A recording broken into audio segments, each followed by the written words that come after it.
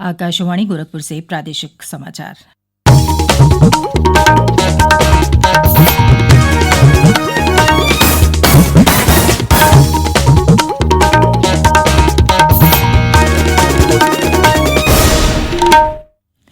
नमस्कार, समाचार बुलेटिन के साथ मैं सुकीर्ति अस्थाना।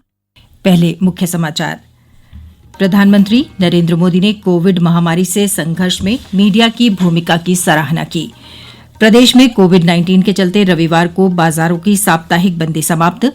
मुख्यमंत्री योगी आदित्यनाथ ने कोरोना के प्रति लोगों को जागरूक करने के साथ आर्थिक गतिविधियों को तेज करने के दिए निर्देश। राज्य ग्रामीण आजीविका मिशन और यूएन वर्ल्ड फूड प्रोग्राम के कंट्री डायरेक्टर के बीच MOU पर हुए हस्ताक्षर। और प्रदेश में 6,743 नए कोरोना रोगी मिलने के बाद कुल संक्रमितों की संख्या हुई 2,78,473। अब तक 2,11,000 से अधिक रोगी हुए स्वस्थ।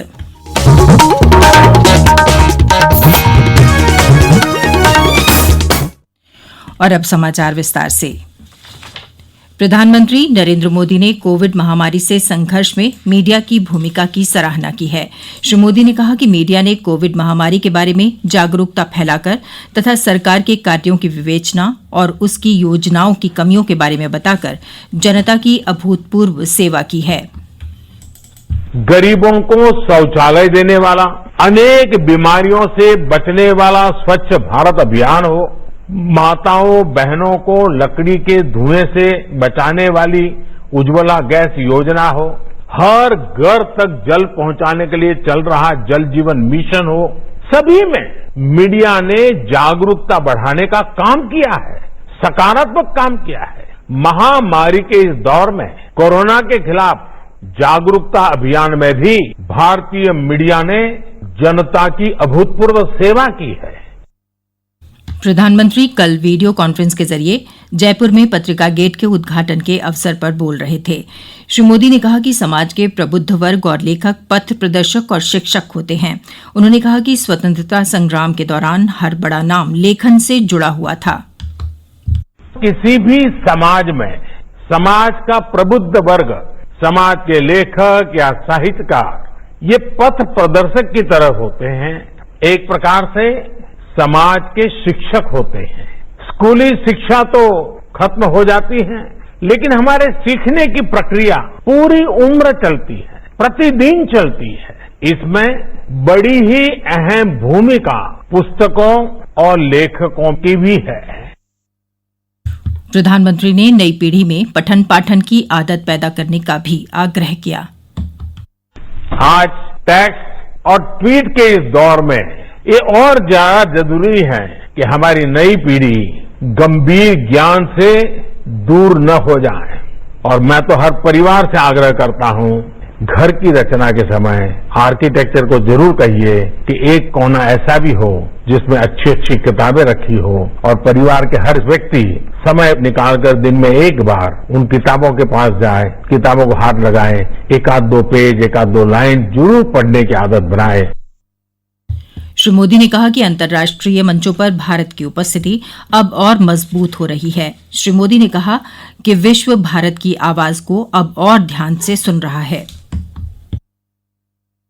आज जब हम आत्मनिर्भर भारत की बात कर रहे हैं, आज जब लोकल के लिए वोकल होने की बात कर रहे हैं, मुझे खुशी है कि हमारा मीडिया इस संकल्प को एक बड़े अभियान की शक्ल दे रहा है। हमें अपने इस विजन को और व्यापक करने की जरूरत है। भारत के लोकल प्रोडक्ट्स तो ग्लोबल हो ही रहे हैं, लेकिन भारत की आवाज भी अब ज्यादा ग्लोबल हो रही है। ऐसे में भारतीय मीडिया को भी ग्लोबल होने की जरूरत है।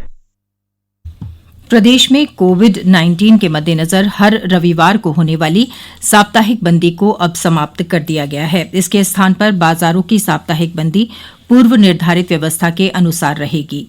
मुख्यमंत्री योगी आदित्यनाथ ने कल लखनऊ में कोविड-19 पर एक उच्च स्तरीय बैठक को संबोधित करते हुए कहा कि राज्य में लोगों को कोरोना के प्रति जागरूक करने के साथ आर्थिक गतिविधियों को तेजी से बढ़ाया जाए। उन्होंने कहा कि कंटेनमेंट जोन को छोड़कर अन्य स्थानों पर सभी होटल और रेस्तरां का संचालन शुरू किया जाए।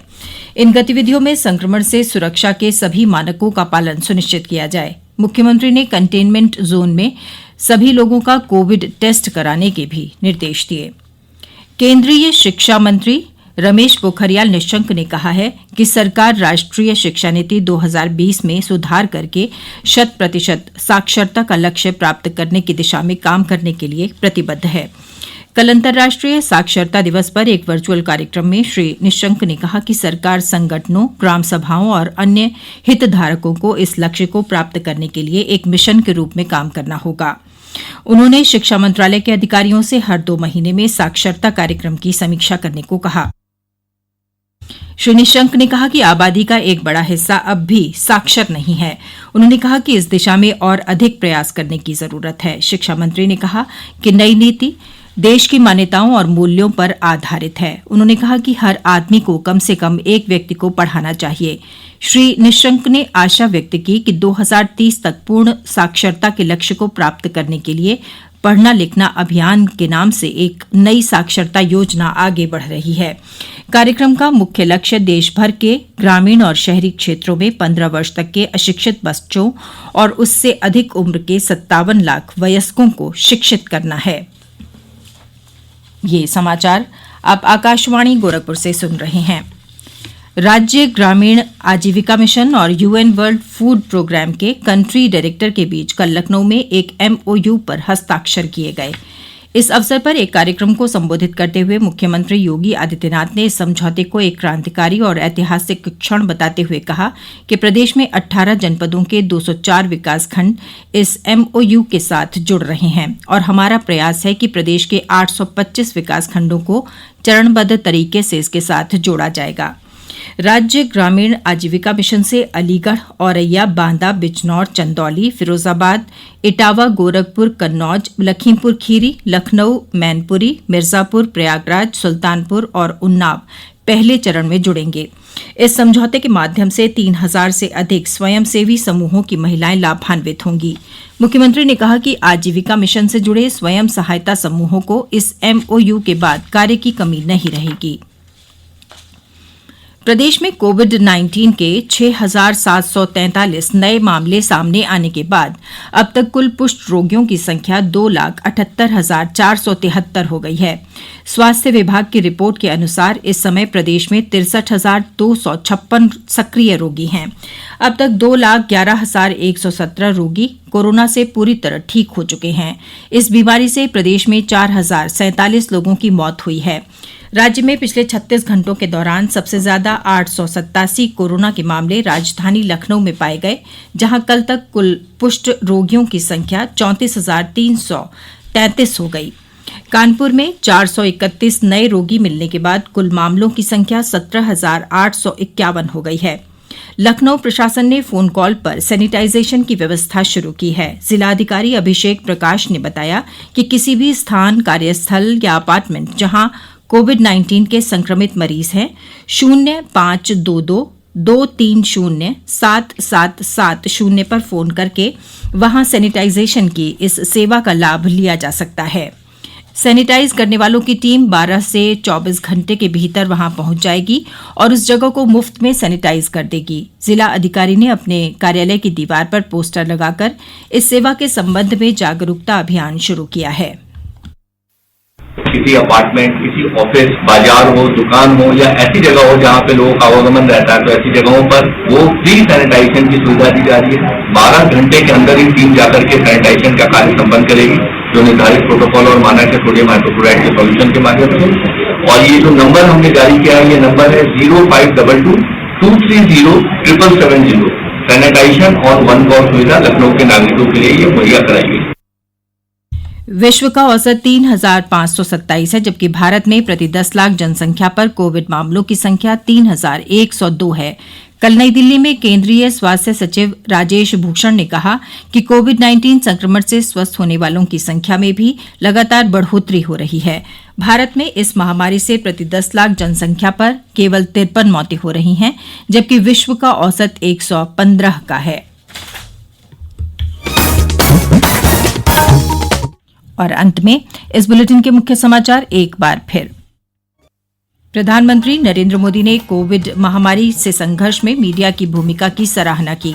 प्रदेश में कोविड-19 के चलते रविवार को बाजारों की साप्ताहिक बंदी समाप्त। मुख्यमंत्री योगी आदित्यनाथ ने कोरोना के प्रति लोगों को जागरूक करने के साथ आर्थिक गतिविधियों को तेज करने के दिए निर्देश।